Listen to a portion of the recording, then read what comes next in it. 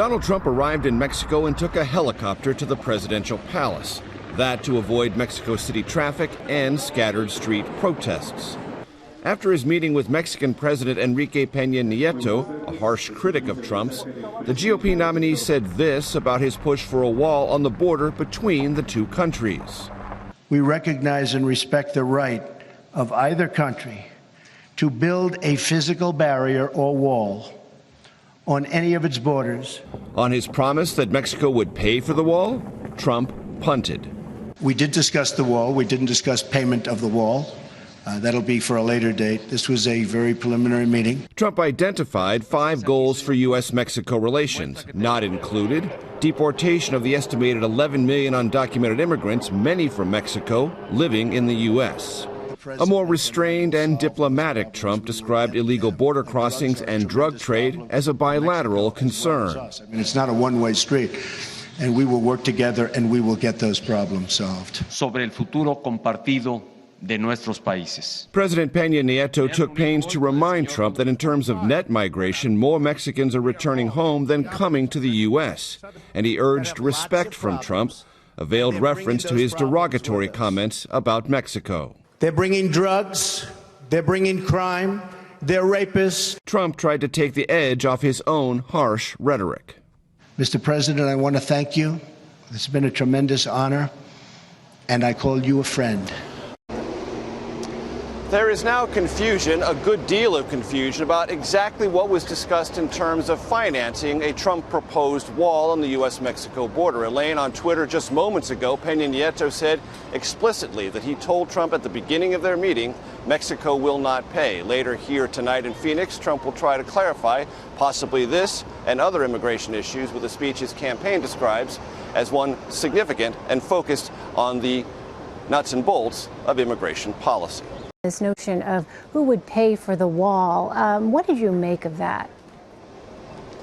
Well, if in fact the president of Mexico, as he just said on Twitter, told Trump directly we're not paying for it, what Trump is maybe trying to say is I didn't bring it up. I didn't force the issue. I didn't discuss it.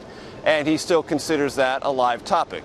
For lots of political reasons in Mexico, Peña Nieto needs to try to knock that down, or any impression that that's still on the table, because he is unpopular in Mexico, and Mexicans will not appreciate any sense of movement from him about Mexico doing anything, directly or indirectly, to finance a wall on the U.S.-Mexico border. So this story is far from over, but Trump likes to describe himself as a negotiator who hears what he wants to hear, drives the bargain the way he wants to, until a resolution is reached. He's not in a position to reach any resolution, of course, because he's not president yet, and may never be. We'll see. Major, the campaign has been tight-lipped about what we're going to be hearing later tonight. Did you hear things in Trump's remarks this afternoon that could signal some hints?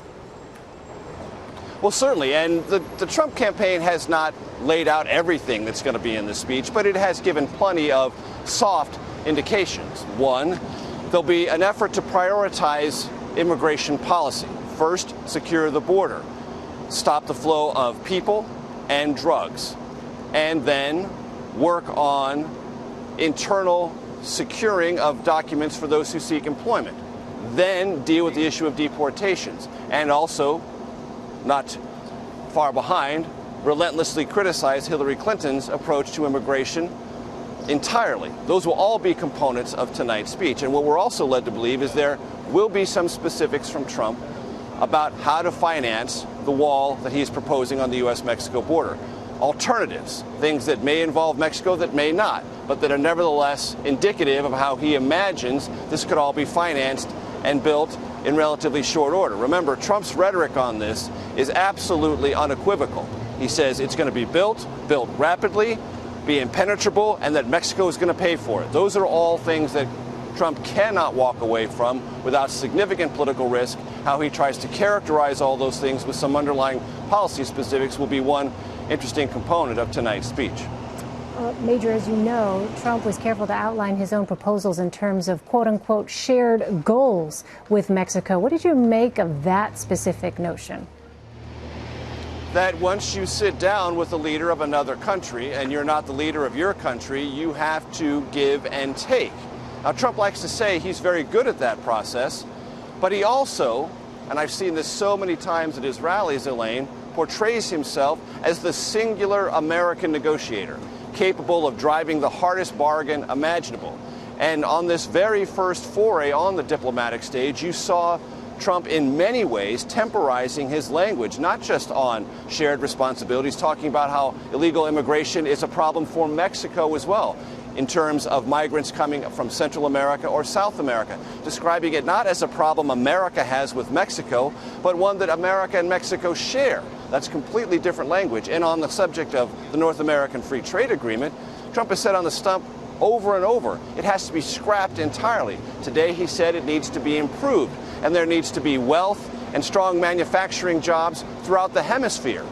Well, let us be quite blunt about it. The hemisphere includes a lot more than America and American jobs and American wealth. So you began to see Trump expanding the definitions of what his goals might be for renegotiation of the North American Free Trade Agreement.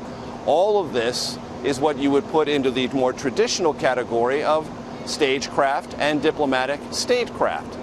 But that's not what Trump has promised his supporters. He's promised them a relentlessly pro-American, America first, hard bargainer.